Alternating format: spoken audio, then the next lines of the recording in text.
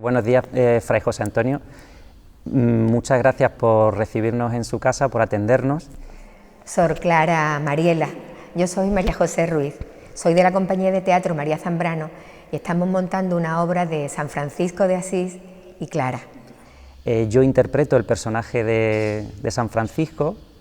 Estoy enormemente agradecido de que pues Dios, a través de Juan Salvador, me haya ofrecido este regalo. Yo soy una persona creyente, entonces es un reto considerable y es algo que tomo con mucha ilusión y realmente me ha motivado mucho, ¿no? Me ha alegrado mucho.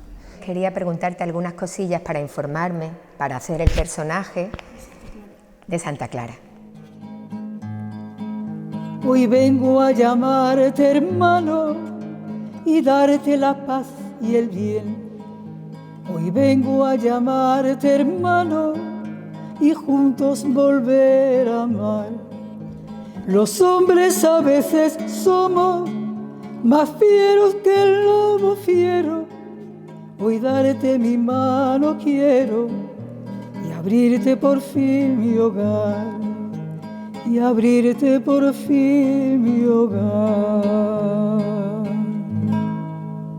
Me interesa mucho como actor y bueno, ya que voy a interpretar este personaje, pues ¿qué destacaría de la personalidad de San Francisco? Yo destacaría fundamentalmente la valentía. Fue un hombre muy valiente, muy convencido de aquello que él creía que tenía que hacer en su propia vida, ¿no? Por supuesto no encontró nunca a lo largo de todos sus 44 años de vida en los que él vivió en este mundo, su vida no fue nada fácil, ni antes ni después, porque nosotros definimos como que entre el antes y el después hay un periodo, un proceso de conversión, el que nosotros llamamos, que marcó radicalmente su manera de estar en este mundo, ¿no? Fue valiente, muy capaz de llevar a cabo lo que él intuía y creía en aquello que le iba a llevar a ser feliz. No fue fácil, pero lo consiguió. ¿Cómo era Santa Clara? Santa Clara era una mujer, si hay que definirla, San Francisco la definía como la cristiana. Yo la defino como la misericordiosa. La cristiana, ¿por qué? Porque para San Francisco, que también se le llaman a veces el otro Cristo, ¿no? Porque la forma de vida de San Francisco y Santa Clara en realidad es como es ser cristiano. Es el cristianismo puro, como mejor seguir a Cristo. De hecho, esa es la regla, ¿no? Guardar el Santo Evangelio. Entonces, por eso la llamaban la cristiana. Y misericordia, ¿por qué? Pues porque era una mujer tierna, una mujer que siempre estaba pendiente de sus hermanas. Se paseaba por la noche y tapaba a las hermanas que estaban un poco destapadas, se ocupaba de las enfermas. Cuando había una había hermanas externas que no tenían, que salían, que podían salir, cuando volvía le lavaba los pies. En fin, era una persona muy atenta, muy compasiva y muy misericordiosa, y le decía a las hermanas: no le hagáis daño a nadie, no murmuréis, no calumniéis, no difaméis, tratar a los demás como queréis que vosotras os traten. Y cuando las hermanas salían le decía admirar y alabar la creación, que es obra de Dios. A las jóvenes débiles, por ejemplo, a las enfermas, las trataba siempre muy bien. Ella misma estuvo enferma durante 20 años de su vida y entonces es una persona entrañable. Incluso antes de ser monja, cuando estaba en su casa, ella se privaba de la mitad de la comida que le daban para dársela a los pobres. Entonces se comía la mitad y la otra mitad la guardaba a escondida. Yo creo que fue a escondida, no sé, a lo mejor me equivoco. Y se la daba a los pobres, que había por allí en Asís muchos pobres. ¿Quiénes serían hoy aquellos leprosos que todo el mundo rechazaba y que San Francisco acogía sin ningún miedo en la actualidad de hoy? Bueno, pues agradecerte y seguramente has dado un dato importante, ¿no?, que San Francisco tuvo y llevó a lo largo de toda su vida, que es la sensibilidad, ¿no? Es importante también ese dato. Los leprosos de hoy son muy evidentes, ¿no? Y desgraciadamente han estado vigentes a lo largo de toda la historia, y a pesar de que la evolución de la humanidad, bueno, parece como que ha llevado a cabo a que nadie se sienta distinto, diferente, pero desgraciadamente así lo es, ¿no? Hoy serían pues todos aquellos que piensan de manera distinta al grupo, digamos, mayoritario de gente, y evidentemente todas aquellas personas que no han encontrado en su vida la plenitud, ¿no?, o la manera de realizarse, ¿no?, pues las personas que encuentran o intentan encontrar su felicidad en las drogas, por ejemplo, las personas que intentan satisfacer su vida pues llenándose de todo aquello que en definitiva no planifica su vida, ¿no? Pues desgraciadamente muchos lugares atienden a gente con problemas de adicciones, ¿no? Esos serían leprosos del siglo XXI, los adictos a cualquier sustancia o a cualquier realidad que le supera y que no llegan a controlar. También se puede considerar, yo considero leproso a aquella persona que no se le permite vivir como desea, como quiere, según se siente identificado, ¿no? Pues un homosexual, por ejemplo, perfectamente es un leproso del siglo XXI, porque no se le respeta, no se le ayuda a crecer con aquello que esa persona se identifica. Yo creo que en estos dos, y sobre todo también leprosos, en pleno siglo XXI, son aquellas personas que no se les posibilita el tener una formación básica. Yo creo que es una gran pobreza en nuestro tiempo encontrar personas todavía que ni siquiera saben leer ni escribir, ¿no? Esos son también leprosos y muy vigentes en nuestra época.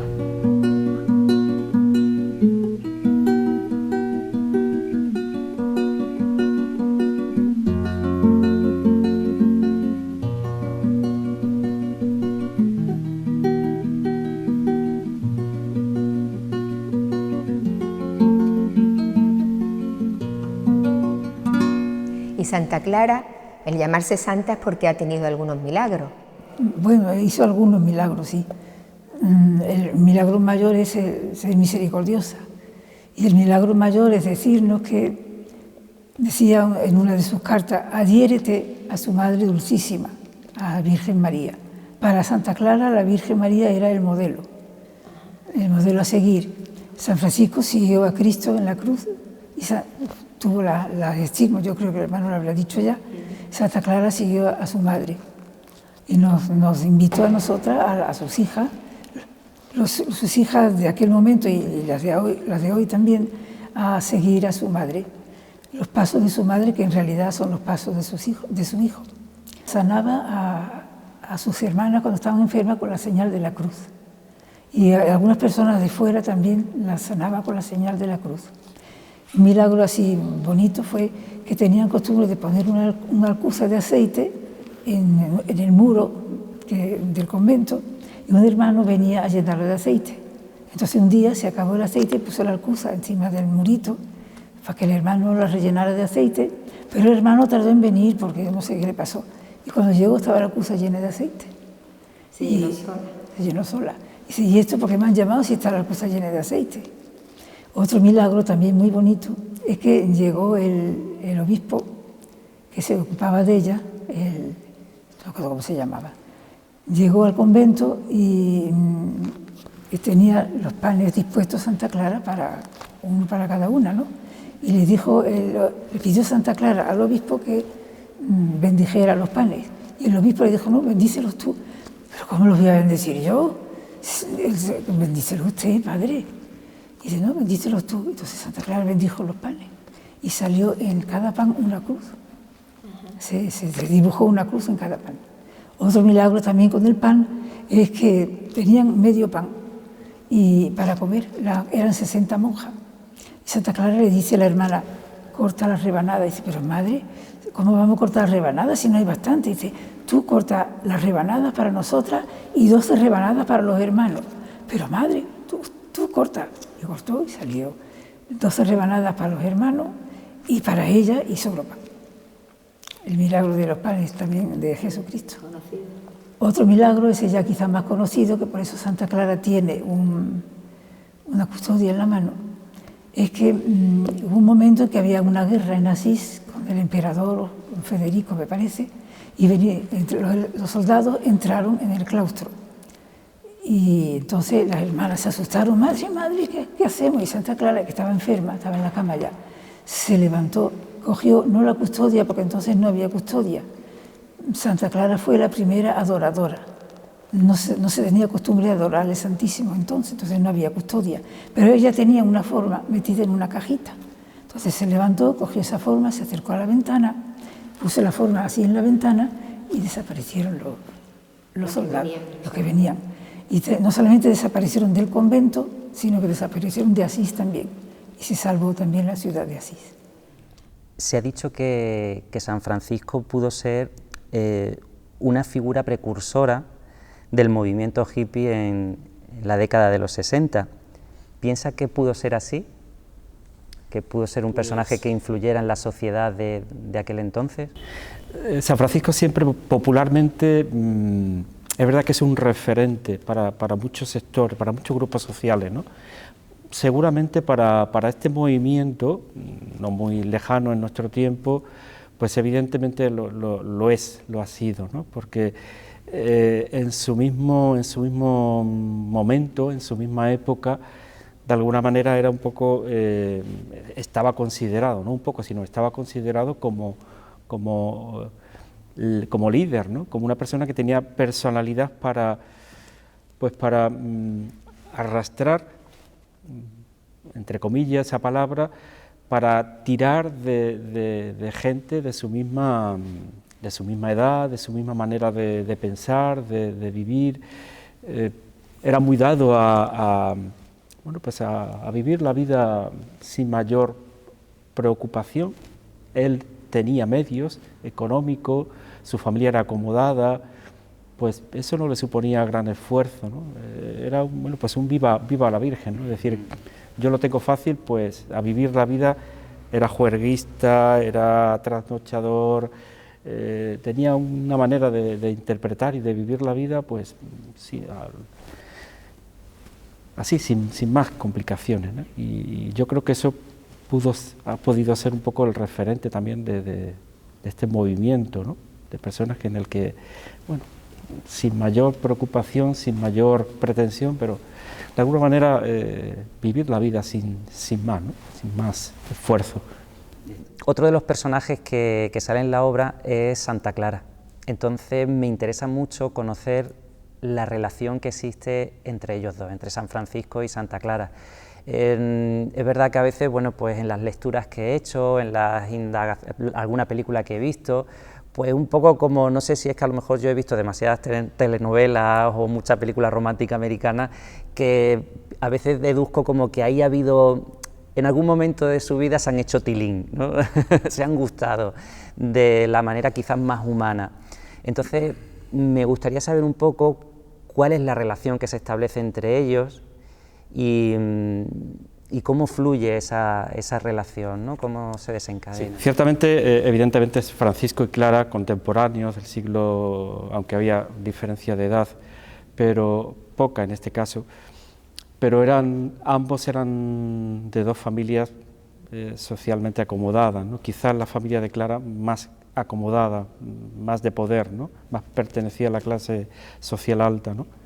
Pero ambas eran dos familias religiosas, y concretamente Francisco y Clara posiblemente, con toda seguridad, coincidían no solamente en esos encuentros de aquella alta sociedad entonces, sino también en la vivencia, en las celebraciones religiosas, ¿no? Y seguramente, bueno, Asís en aquella época tampoco era una ciudad grande, ¿no? Y una ciudad protegida, amurallada, es decir, que las relaciones eran más fáciles en ese ámbito, ¿no? Ella conoció a San Francisco por una predicación que hizo en la plaza de Asís, y se quedó admirada. Se quedó admirada y entonces quiso seguir la misma vida. Y entonces pues lo logró.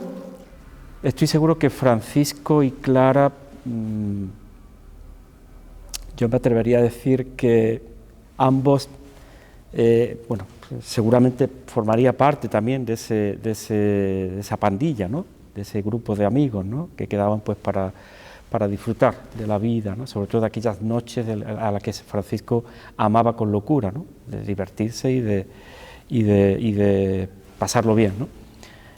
Y seguramente Clara era conocedora también, debido a esa cercanía que tenía hacia Francisco, de ese cambio de aquel Francisco juerguista, de aquel Francisco que intentaba vivir la vida sin ningún tipo de privaciones, y ese cambio que se va dando en Francisco, ese Francisco que para ella tuvo también que cuestionarle, pues yo creo que a ella también le llevó a experimentar ese deseo de ese cambio, a sentirlo también como suyo, ¿no? Y Clara no se lo piensa. Con muy corta edad, una noche, tramándolo todo a oculta de su familia, con los servidores que tenía la familia, en el castillo donde vivían, pues prepara la salida, la huida de su casa, de su familia, de todo, pues para formar parte de ese grupo de personas que quieren vivir de una manera libre, sin ataduras ni de tipo familiar, ni de aquellos que, porque ellos se lo podían permitir, pues siempre estaban pegados a ello para pasarlo bien, ¿no? Entre otras cosas, ¿no? San Francisco le cortó el pelo, o en cierto modo tomó el hábito en la Porciúncula y la llevó primero al monasterio de las benedictinas. Y estuvo allí 15 días, pero algo cogió. Después la llevó al monasterio de otras monjas que se llamaban las Damas Encerradas. También cogió algo, pero tampoco. Entonces ya la llevó a San Damián, que él había restaurado, y allí ya empezó a vivir en Santa Clara con su hermana, que fue la primera que fue, su hermana pequeña, Catalina. Inés, Catalina, que San Francisco le puso el nombre de Inés. Ajá. Inés por Agnus, el cordero, Agnus, Inés. Y entonces después siguió sus otras hermanas y su madre, todas allí, y sus amigas, y en fin, muchas, eran 60, llegaron en un momento llegaron a ser 60. Sí que ha habido épocas, sobre todo a nivel literario y también el cine, han intentado vincular como que entre ambos había una relación un poco más afectiva, ¿no? Pero históricamente no nos consta a nosotros que eso fuera así, sino más bien verse involucrado de alguna manera en ese proceso de cambio, de salir de una estructura que socialmente estaban obligados por familia, pero que ellos no se sentían invitados a ello, ¿no? A vivir. Evidentemente, en el trasfondo de todo esto, de la vida de Francisco, de la vida de Clara, pues está también la acción de Dios, ¿no? Y de una manera callada, ¿no?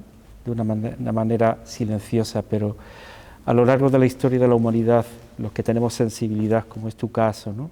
Como es el caso de Francisco, de Clara, pues ellos han tomado de alguna manera conciencia, ¿no? de la acción de Dios también en sus vidas, ¿no? Jamás yo creo que Francisco pensó, ni Clara tampoco, en que su vida iba a tener este giro tan radical, tan opuesto, ¿no?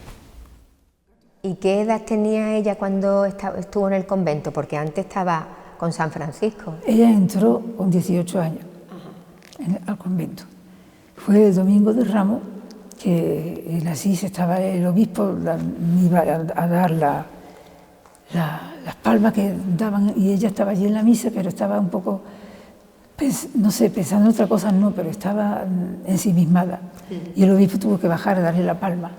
Y eso era la señal de que aquella noche San Francisco la esperaba para... Y entonces aquella madrugada del lunes santo se escapó de su casa por la puerta de los muertos, que las casas señoriales, porque ella era noble, tenían una puerta donde sacaban los muertos. Se escapó por la puerta de los muertos, que es muy difícil porque estaba muy bien cerrada.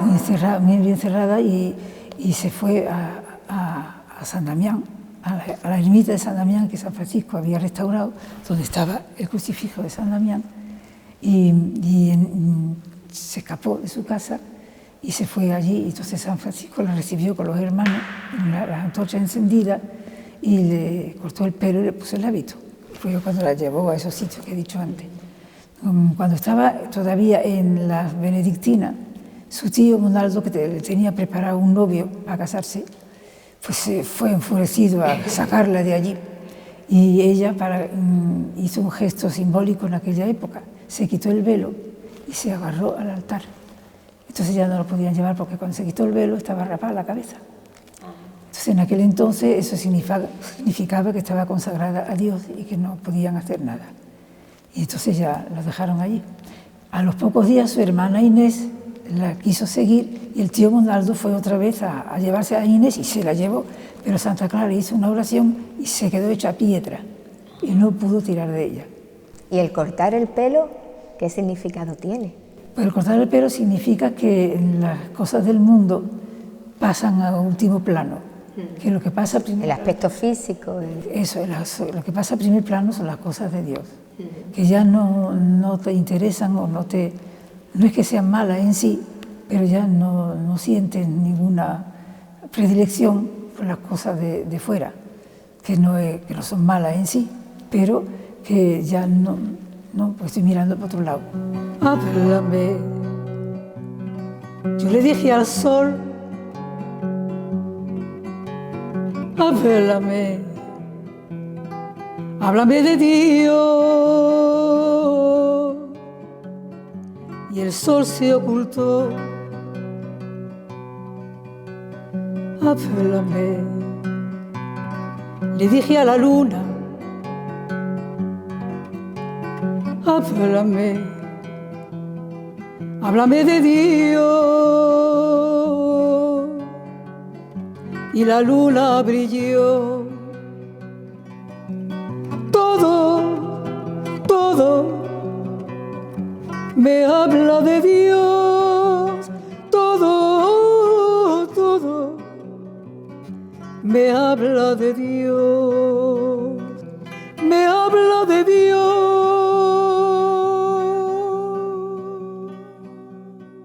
Hay un momento en la obra en la que dejamos nuestros personajes de la época y volvemos al mundo actual. No, y ya incluso nuestro vestuario cambia y es más actual, más de hoy. Entonces la pregunta es ¿cómo sería aquel San Francisco en la actualidad, en la sociedad de hoy, si viviese aquel San Francisco? Si San Francisco estuviese aquí ahora mismo entre nosotros, en nuestro mundo, en este mundo nuestro tan complejo, tan diverso, tan difícil, en el que parece que ya no importa nada, yo creo que su manera de estar sería, pues yo creo que sin mayor diferencia a la que estuvo en aquel momento, ¿no? No fue crítico con su tiempo, no fue nada crítico, sino su manera de no estar de acuerdo con aquel modo de vivir, que repito, no tiene gran diferencia al modo de vivir nuestro, ni social, ni personalmente, pero su manera de estar en ese mundo del siglo XIII, en este mundo del siglo XXI, sería, su manera de estar y de vivir, sería un poco sería la gran protesta, por decirlo de alguna forma, ante ese desacuerdo con el mundo, ¿no? Con su mundo, con nuestro mundo, pues un mundo, aquel y el nuestro, individualista, más no poder, él se une o a él se unen, después de este proceso de conversión al que hemos hecho referencia antes, en el que está en medio de ese proceso, como puede ser otro, el Evangelio, es decir, Cristo, pues a él se unen sus propios amigos, aquellos que se iban de juerga, aquellos que disfrutaban de la noche con él, aquellos que ligaban, aquellos que pues vivían de una manera alegre la vida sin mayor preocupaciones, entran también, son interpelados por esta nueva forma de estar en el mundo, ¿no? Por ese cambio que Francisco da a lo largo de esos 4 o 5 años duros, difícil, de no saber qué hacer, de pensar, de apartarse, de desligarse de todo ese proceso de vida que llevaba. Eso le seduce a sus propios amigos, a sus propios compañeros de batalla, y son los que le siguen y emprenden esta aventura de vivir juntos, de vivir hermanados como hermanos, ¿no?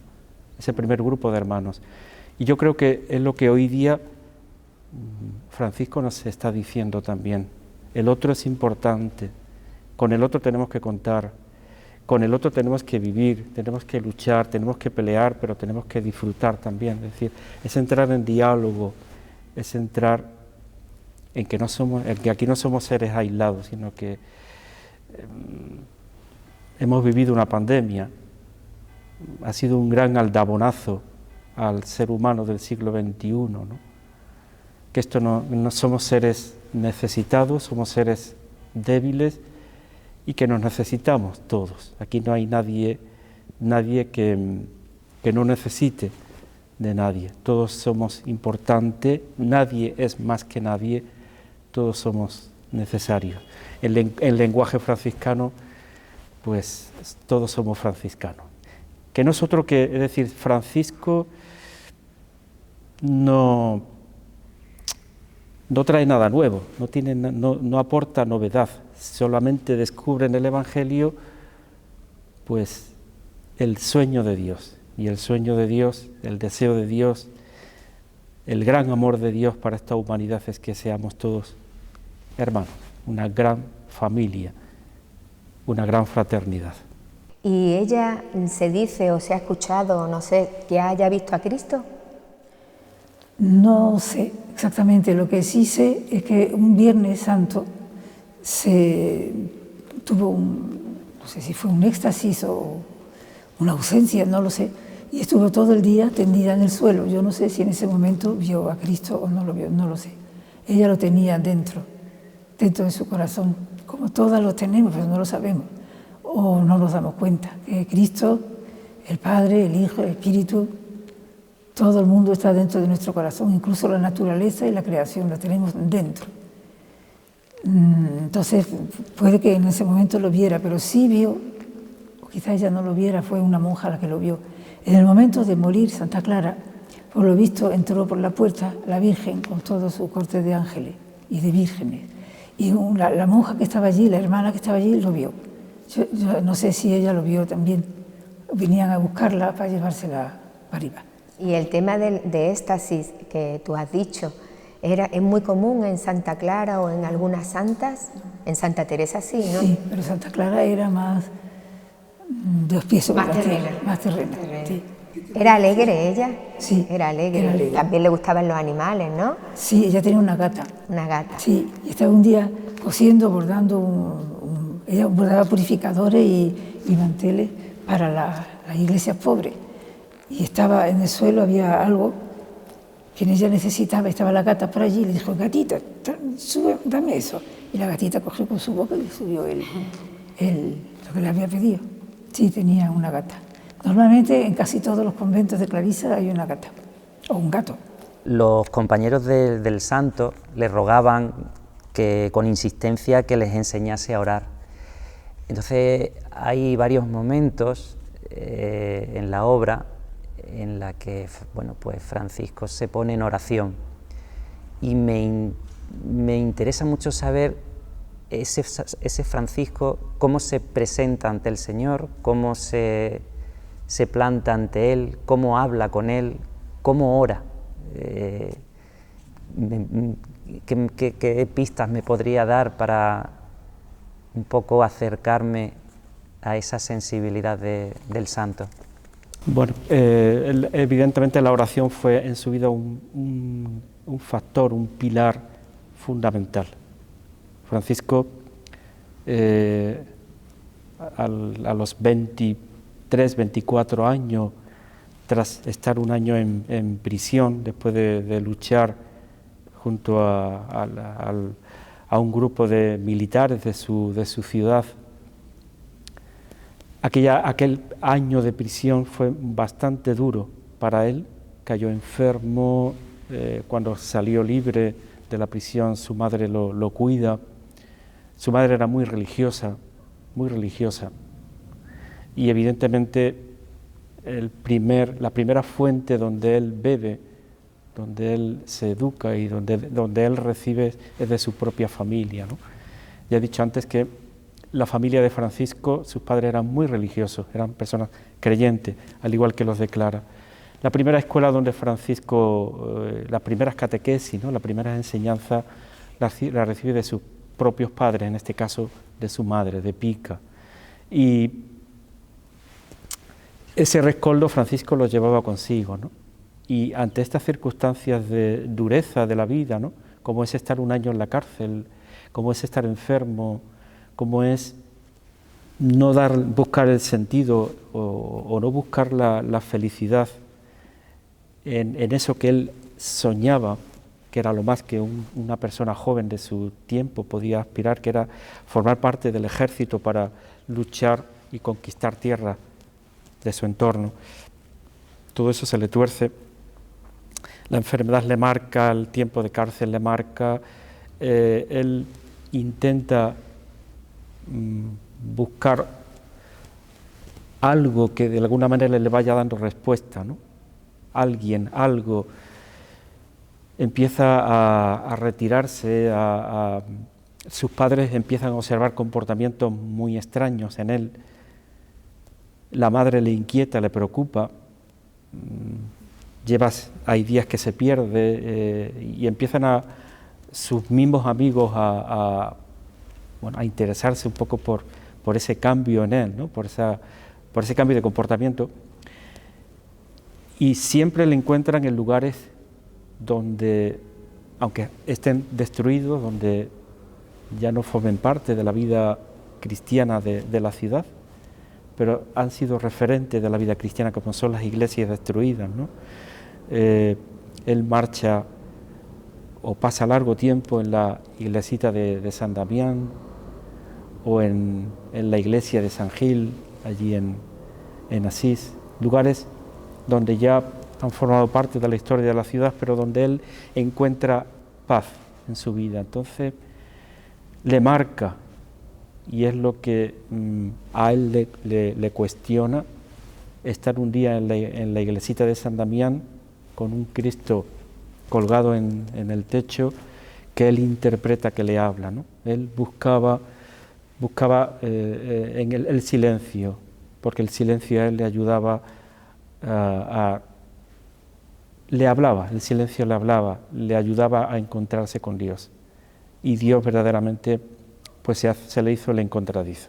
Y entonces fue un hombre que buscaba esos espacios de silencio donde poder hablar, donde poder escuchar, más que hablar, escuchar.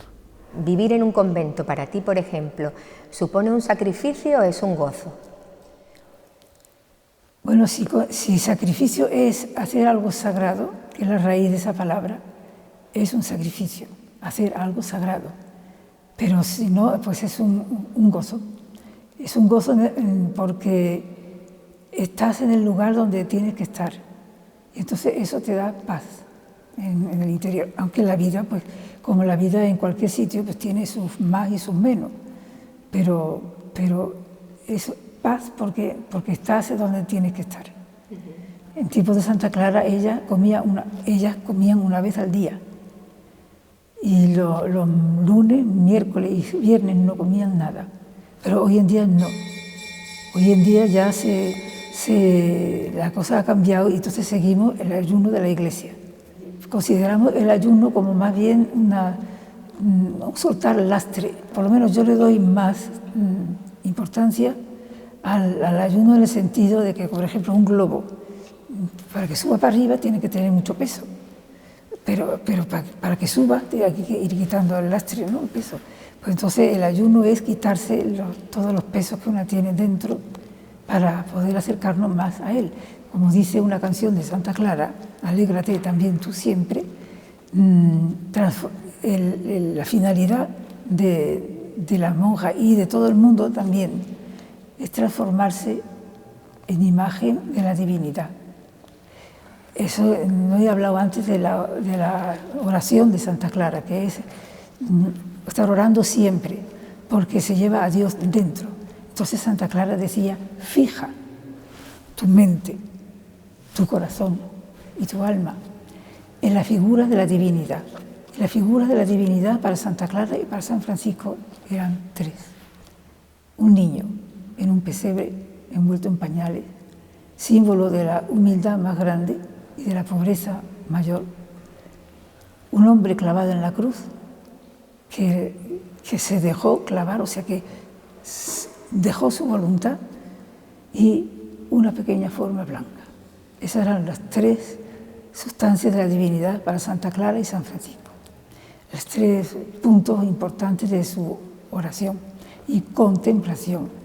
La contemplación, a veces se pregunta, ¿qué es eso de contemplación? Solamente mirar algo así.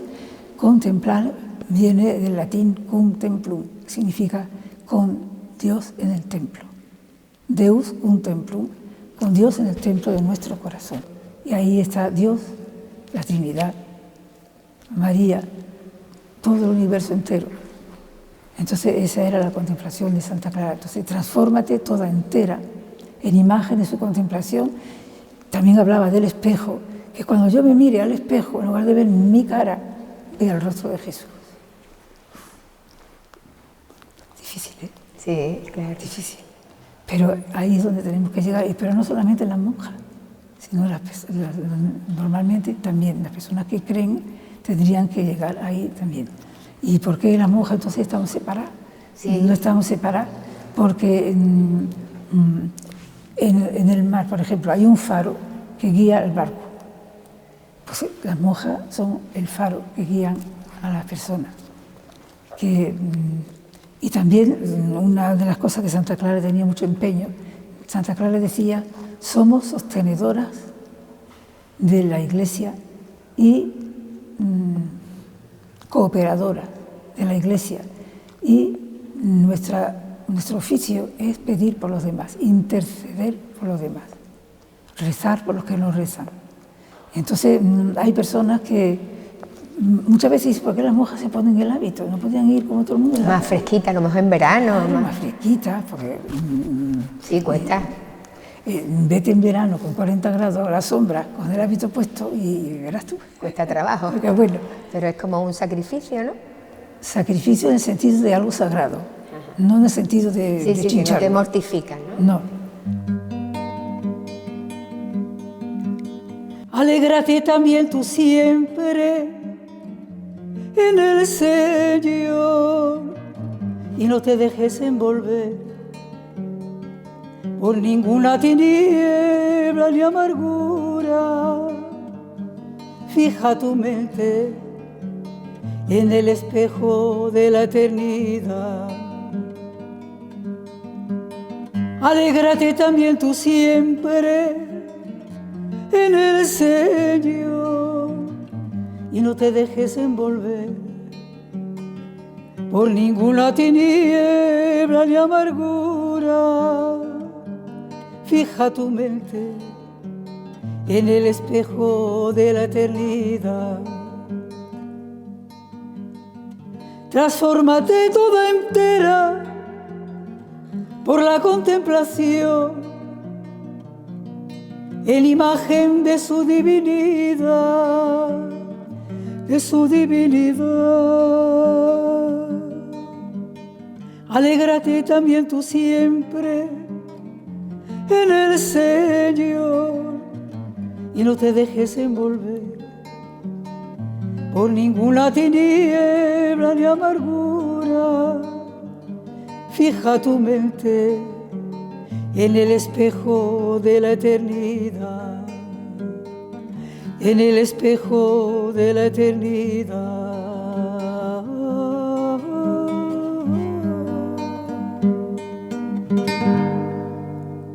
En mi caso, pues bueno, mi sensibilidad hacia la naturaleza ha venido gracias a, y el respeto hacia ella, gracias a haber formado parte de los grupos Scout, donde pues recibimos una formación y una educación muy hacia el respeto, ¿no?, de la naturaleza y tal. ¿De dónde procede esa sensibilidad, esa conciencia de San Francisco por la naturaleza y por todos los seres creados? Pues evidentemente viene de esa fuente en la que él fue aprendiendo tras ese giro radical en su vida, ¿no?, de ser un aprovechador, porque se lo podía permitir, por su vida acomodada y fácil, a descubrir que todo es un don, todo es un regalo, nuestra vida en sí también es un regalo, se nos da para poderla vivirla de una manera plena, y todo lo que acontece alrededor, todo lo que está a nuestro alrededor, desde las personas, desde los medios que la vida nos pone para nuestro sustento, hasta aquello que camina con nosotros, ¿no?, que son los seres, los animales, las plantas. Él observa y él convive, ¿no?, convive, observa, admira, se siente parte también de todo este mundo en el que muchas veces por vivir de una manera ocupada o tener la mente puesta en otras pretensiones o en otras ambiciones, se nos olvida muchas veces que somos criaturas o criaturas, ¿no? Y un hombre que tuvo una gran sensibilidad, que es la palabra que más está saliendo en este encuentro, en este diálogo, ¿no? Un hombre que se siente criatura, que se siente creado y criado al mismo tiempo. ¿Por quién? Pues por Dios. Él siempre busca a Dios en toda su vida personal, en todos los acontecimientos y también en la creación. Y esa sensibilidad es lo que le lleva a respetar, pero con todas las consecuencias, hasta el punto de definirlas también como, no al mismo nivel, porque la criatura por excelencia, la que ha sido elegida por Dios, la que la ha capacitado, la que le ha dado inteligencia, la que le ha dado razón, es el ser humano, ¿no? Pero en un grado inferior están también el resto de todas las criaturas. Entonces todas son dignas de respeto y dignas de mención. Y entonces, al final de su vida, una vida castigada por la enfermedad, castigada por el dolor en su propio cuerpo, porque él quiso sentir en su propio cuerpo, y así se lo concedió también Cristo, el dolor de las llagas, el dolor de la crucifixión, a pesar de que personalmente estaba azotado por la enfermedad, prácticamente ciego, lleno de dolores. Sus compañeros les sorprendía, a pesar de todo, la alegría y la capacidad de vivir, aunque las limitaciones físicas se lo impedían, ¿no? En esa circunstancia, él expresa en ese bello canto que es conocido en el mundo franciscano, y yo creo que en todos los ámbitos, como el cántico de las criaturas, ¿no? Loado seas mi Señor por el hermano sol, loado seas mi Señor por el hermano fuego, por el agua, por el viento, curioso, ¿no? Las paradojas, ¿no? Cuando el dolor puede, sale la admiración, sale el agradecimiento y sale el tratar todo lo que la vida te pone para que la puedas vivir plenamente, pues para reconocer en ella también lo que supone, ¿no? Para el ser humano. Y creo que Francisco pues da origen o revela o inculca para que tomemos conciencia de lo importante que es el respeto hacia todo aquello que nos es dado, que es la creación, de la que no somos dueños, sino simplemente estamos llamados a hacer uso, pero con el mayor respeto y la mayor sensibilidad posible hacia todo ello. ¿Me puedes explicar cómo tuviste tú esta vocación de monja? ¿Qué te pasó? ¿Por qué te hiciste monja? Bueno, pues yo vivía yo no iba a misa, no era muy... Sí era creyente, ¿no? Siempre he sido creyente porque me lo inculcaron mis padres, pero no iba a misa, no me gustaban esas cosas y me aburría. Solamente en una ocasión, estando en Casablanca, iba a misa porque cantaba en el coro. Entonces iba a misa por cantar en el coro. Por cantar. Pero después ya cuando nos vinimos a Madrid ya, no. Mi madre sí iba a misa, sí, pero yo... Además, iba a misa, veía que el padre se ponía a jugar con el niño a la pelota, y digo, bueno, ¿y este hombre qué hace aquí? Y entonces no. Pero un año vinimos de vacaciones a Vélez, Málaga. Yo había aprendido a conducir y me había comprado un 4 latas. Muy viejo, de cuarta, quinta mano, yo qué sé. Y vinimos a Vélez, Málaga, porque mi madre era de por aquí. Entonces no había autovía, estaba de Peñaperro. Y bueno, vinimos aquí y había una prima monja que estaba en el convento de las Claras, allá abajo. Y mi madre, vamos a ver la prima monja. Y yo no voy. ¿Ves tú? Ay, no, ¿cómo voy a ir yo sola?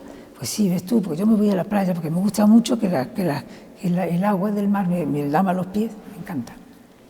No, tú tienes que venir conmigo. Total, que fui con ella, pobretica, también quería ver a la prima. Fuimos a ver a la prima. Y entonces, pues, hubo una pequeña intercambio de ideas, ¿no? Y ella decía, el Señor está aquí, me voy porque está el Señor de manifiesto. Ah, ¿y eso qué es? Pues el Señor que está expuesto en una custodia, estamos adorando. Ah, pero el Señor está también allí en la playa cuando las olas me lavan los pies. Sí, pero está aquí de manifiesto, total que sí, que si no. Llegó un 15 de agosto, no me acuerdo qué año fue, y nos invitaron a las monjas a merendar en el locutorio de allí del convento viejo. Y entonces, pues, el locutorio del convento viejo está más bajo, hay que bajar una escalera. Ella, la monja, las visitantes no, pero ella, la monja, tiene que bajar una escalera. Entonces estuvimos merendando, estuve cantando. Ahí había una muchacha también que te había invitado también a comer, a merendar. Una muchacha muy simpática. Esa muchacha hoy en día es la abadesa de esta comunidad. ¿Sí? Y entonces estábamos cantando y eso, y sobre las 7 de la tarde, en el mes de agosto, hubo un rayo de luz, de pronto que entró y se posó al pie de la escalera. Y ese rayo de luz a mí me tumbó. ¿Qué tenía ese rayo de luz? No lo sé. ¿Fue el que te dijo? No lo sé. Pero a partir de ahí me quedé en el camino de regreso de Vélez, Málaga a Madrid, iglesia que veía, iglesia que me bajaba y entraba. Y mi madre, bueno, está chalada. ¿Qué te pasa? ¿Qué te pasa? Y entonces empecé a ir a misa. Toda la mañana empecé a ir a misa antes de irme al trabajo. Y así empezó la cosa. Poco a poco pues, me fui empapando. ¿Tú piensas que ese rayo de luz fue tu iluminación? Una luz, un rayo de luz, un rayo de sol, como la canción de Marisol, ¿no? Sí, como la canción de Marisol. Pues eso fue lo que... ¿Por eso te gusta tanto cantar? Bueno, me gusta cantar de pequeña. Yo tenía 5 o 6 años y me acuerdo que mi padre, que era mecánico, se pasaba el domingo desmontando el coche y montándolo. Un coche viejo que tenía también. Y cuando terminaba por la tarde, venga, vamos a dar un paseo para probar el coche. Y le daba un botón y dice, venga, voy a poner la radio. Y quería decir que yo empezara a cantar. Pero vaya, no pensaba yo que mi voz tenía tanta cosa. Porque cada vez, hasta que le dijiste a tu madre, por ejemplo, quiero ser monja, ¿qué te dijo? Mi madre no lo aceptó. No lo aceptó, No. Yo no pude ser monja, tuve que esperar 9 años. No, normal, yo era hija única, no podía dejarla. Entonces tuve que esperar 9 años hasta que ella murió. Y entonces ya me hice la remolona. Me cambié de coche, porque el pobre 4 latas, porque se me cae encima un día. Entonces cambié de coche, me compré un Super 5 Renault. Y cuando estaba firmando las letras, una vocecita por dentro me decía: tú no vas a terminar de formar, no vas a terminar. No va a ser para ti, ¿no? Pero yo con más ganas firmaba. Y bueno, con ese coche yo me fui por toda España. En las vacaciones me recorría España, lo que podía, iba a Zaragoza, fui a Pamplona, fui a Barcelona, fui a muchos sitios. Y yo muy contenta, pero llegó un día que dijo: ya está, hasta aquí hemos llegado. Se plantó. Y entonces pues ya... ¿Se plantó el coche y te plantaste tú? No, el coche no se plantó. Me plantaron a mí. Te plantaron a ti y dijiste... Y ya pues ya... ¿Empezaste tu vocación aquí en Belén Málaga? Sí, no, pero antes de entrar hice una experiencia. Digo, bueno, pero voy a ver, no sea que yo estoy equivocada. Y entré, era Semana Santa. Y la monja dice: bueno, pero mira que venía en Semana Santa a hacer la experiencia. Digo, es que no puedo de otra manera, porque yo trabajaba, yo era maestra, y los de Semana Santa eran vacaciones. ¿Pero tú tenías como prisa ya por entrar o...? No tenía prisa. Y entonces hice la experiencia y hubo 2 acontecimientos que me siguieron rematando. El primero, oír a las monjas cantar laude y víspera. El canto todos los días de laude y de víspera, digo, wow. Esto me gusta a mí. Voy a pasar la vida cantando. Y después, la noche del Jueves Santo, que las monjas la pasábamos delante del Santísimo, mientras que las procesiones pasaban por la calle, y entonces nos tocaba la vela, ¿no? En 3 partes, una hasta la 1, la otra hasta las 3 y la otra hasta por la mañana. Y a mí me tocó hasta las 3, de 1 a 3 me parece, no me acuerdo. Y aquella sensación de estar delante de ese Santísimo, en ese silencio que había dentro de la iglesia, y escuchar la Semana Santa afuera. Las procesiones por fuera. Todavía me pongo el pelo de punta. Digo, ay, Dios mío. Porque aunque hace mucho ruido, ¿no?, las procesiones cuando pasan, pero como los muros de aquel convento son muy gordos, no se sentía tanto ruido, era un ruido atenuado, parecía algo de lejos, algo de otro lugar, de otra dimensión. Y aquello a mí me hizo por dentro de un nada. Entonces ya firmé el papel para entrar. Y ya el 31 de octubre, precisamente, entré ya, definitivamente.